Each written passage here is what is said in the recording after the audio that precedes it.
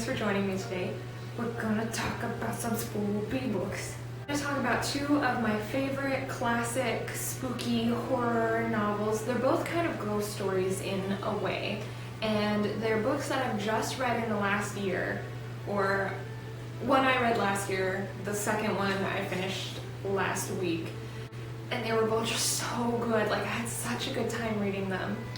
But let's get into it. So, this first one is The Haunting of Hill House by Shirley Jackson. I wanted to read this after I watched the Netflix series. It was amazing. I've watched it twice now.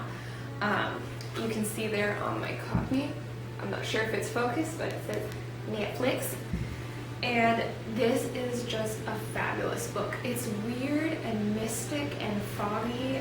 Like, the way the writing is, it just feels foggy and beautiful. Like, there are here, I'll read you a little bit of the back.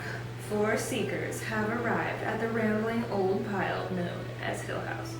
Dr. Montague, an occult scholar. Theodora, his lovely and light-hearted assistant, who is kind of gay. What am I talking about, kind of? She's super gay. Luke, the adventurous future inheritor. This boy, I had some feelings about him. It's hard to like think about a book and not be constantly comparing it to the TV show and the modern interpretations where these characters are all part of a family and they all are sort of suffering from varying degrees of the grasp of the house, whereas in this story, Eleanor, a friendless, fragile young woman, is basically the person who gets the brunt of the haunting experience. Now, I'm not going to go into the details, but just so you can read it yourself.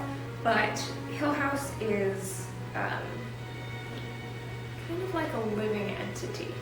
Characters they're like fleshed out and they feel real, but at the same time they don't.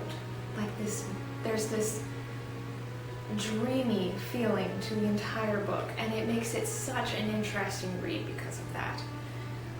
But I really liked it. We ran out of batteries. Terrible to the best of us.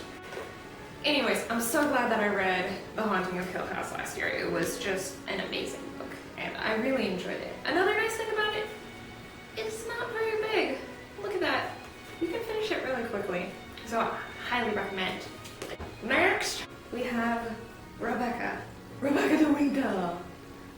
This book I have been honestly kind of putting off reading for a really long time. Like, my sister got really interested in it and the movie. Alfred Hitchcock did a really good film adaptation.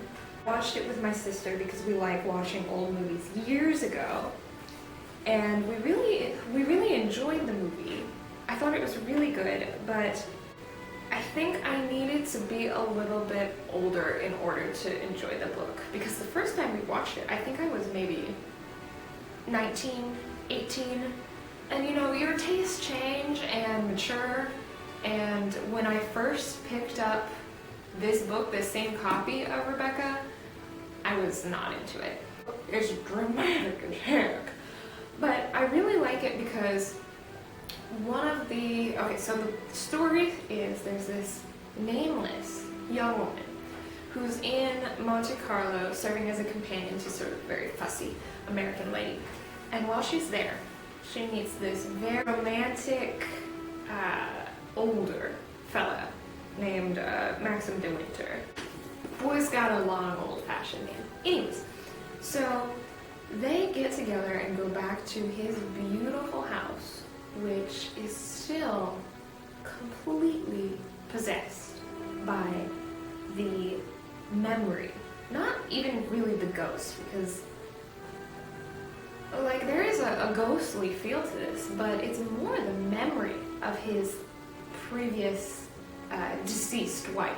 The way you slowly learn about the previous Mrs. De Winter through the eyes of the new Mrs. De Winter, there are so many moments where you're just like, oh, she did what?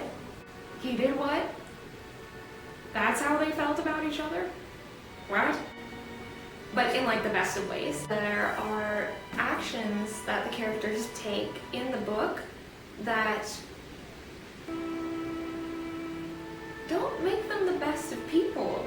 And you can really tell in the movie that they don't want to frame the main characters as bad people, so they make small changes in order to fix some of the bigger issues. But I think one of the most interesting things about both of the books is that there's a little bit of a mystery that's never solved. Like this one ends abruptly in a really good way. And this one, you never really know what it is that's coming after her. Or at least in my opinion. There's a vagueness to it that makes it all the more intriguing. But yes, so these are two of my top favorite spooky books, and I think you should all definitely check them out. If you feel like it, let me know what you thought, if you do. I would really appreciate it. Thanks for joining me today.